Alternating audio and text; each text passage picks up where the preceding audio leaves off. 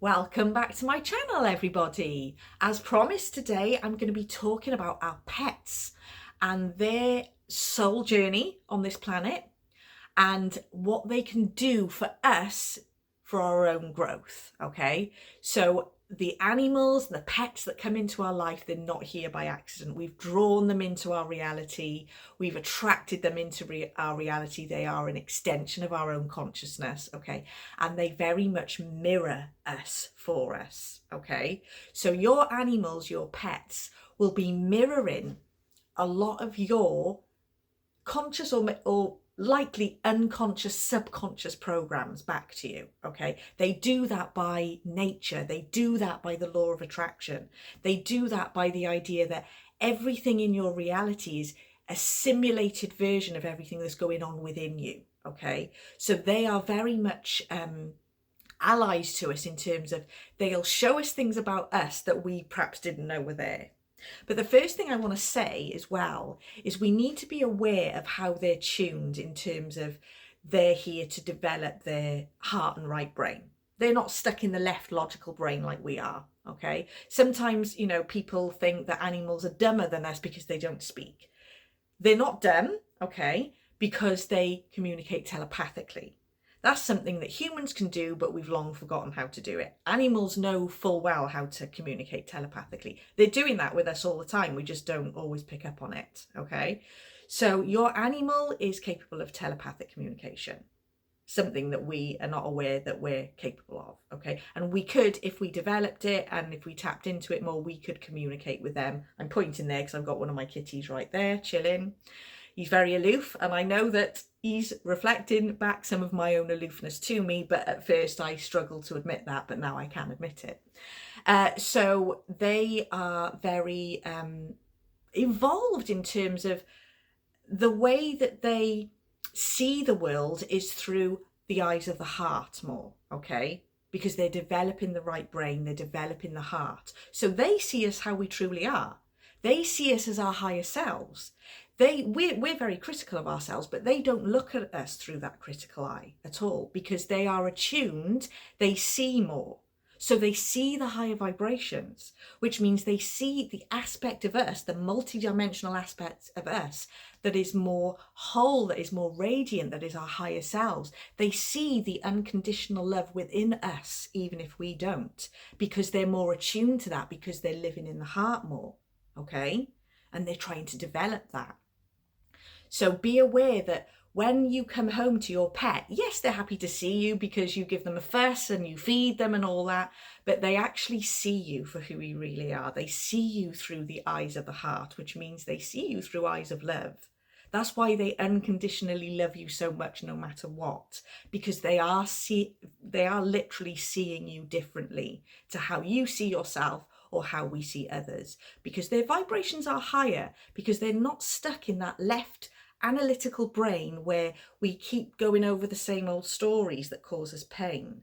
We keep recreating the same things and overanalyzing and overthinking all of those things that take us into a lower vibration. They haven't got the capacity to do that, so they are vibrating higher. Therefore, they see the aspect of us that vibrates higher, even if we don't see it ourselves. But pay attention to your pets because they are your greatest mirror. And the reason they're a great mirror is because we absolutely adore our pets. So we do pay more attention to what our pets are doing than we do pay attention to ourselves, because we go through life very, very distracted by our jobs and our kids and our families and all the things we got to do and the food shopping and the cooking and the cleaning and the things that are going on in the world. We're very distracted by it. So we don't always realise there's things within us that we need to look at that may even need healing, but our pets will reflect that back to us. Everyone in our life is a reflection, but I'm just talking about pets specifically today. So for example, like I just said earlier, my pet here, Rafferty, quite aloof. He's sweet and everything and he likes a cuddle in the evenings, but a lot of the time he's kind of, I'm giving him a fuss and he's walking away type thing. I know that he's reflecting a part of me that can be a little bit like that as well, even though, like I said in the beginning, I couldn't really admit it. I do see that within myself now. When I look at my other cat, she is more fearful and anxious about certain things. And I know again that she is reflecting certain anxieties back to me. Again, a great mirror to me, showing me where I still may be in a lot of fear, where I still may be in some anxiety. Okay. She's a little bit skittish. And again, I'm conscious that I can be a bit like that. So I'm focusing on that and I'm working on clearing it and healing it. And as I'm doing that, as the time is going on, I'm starting to become a lot more relaxed. I'm starting to realize that the fear is an illusion, and I'm starting to become a bit less anxious about certain things. My cat is changing. She's still a little bit anxious, but she's nowhere near as anxious as she was before. Now, I don't think that's an accident. Okay, so if you worry about, oh, my animals are acting strange, they're anxious, they're fearful, what do I do? Take a look at yourself and see where you might be anxious. If a pet's got separation anxiety, do you have certain separation anxieties? Is it obvious to you or not so obvious to you? Pay attention. If they've got niggly health issues, maybe, could that be reflecting something back within you that you need to look at? So I'm not saying, say for example, your cat's got I don't know, diabetes or something. This is just an example, and it's on medication. It's doing all right, but it's got to be on medication. That diabetes is not necessarily saying you've got diabetes within you. It's a symbol. So if you look at diabetes, okay, so I'm not a doctor, but it would be spiking of certain blood sugar levels and things like that, wouldn't it? Is there something within you that is spiking up and down that you might need to look at? And the way they reflect it is through that type of, disease, illness. The last thing we want is for our pets to get ill. So as soon as they get ill, we're like, oh my God, my pet's ill, and it's the only thing we can focus on because we don't want that for them. But what they're actually doing is they're saying, well, if you don't pay attention to it in yourself, then the universe is saying you may pay attention to it if it's in your pet, okay? And we think, oh, why would we ever want our pets to suffer? If we think our pets are suffering, we're projecting our own idea of suffering onto them. So they're mirroring us, but we can also project things onto them. So, for example, the other day, my other cat got stung by a wasp in the summer. Right, got stung by a wasp and the sting was in his pad, right? And I was like, oh, poor thing, he's going to be in pain. It's, oh, bless him. And we immediately had to pick him up and pull the little sting out and bathe it and everything, and he was okay.